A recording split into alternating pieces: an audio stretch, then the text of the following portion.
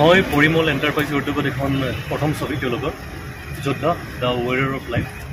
আজি আমাৰ দ্বিতীয় দিন আমি এনেকৈ ৰোড ট্ৰিপ কৰিবলৈ আহিছোঁ।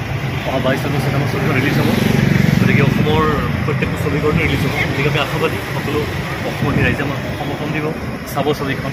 আৰু যথেষ্টখিনি ছবিখনৰ ওপৰতে আমাৰ কষ্ট হৈছে, বিভিন্ন জেগাত শ্বুটিং হৈছে, গোৱা ৰাজস্থান বিভিন্ন শ্বুটিং হৈছে। আৰু ছবিখনত আপোনালোকে ধুনীয়াকৈ ৰোমেঞ্চ, একশ্যন, কমেডি গোটেইখিনি ভৰপূৰ পাব। আহক যোদ্ধা চাওঁ।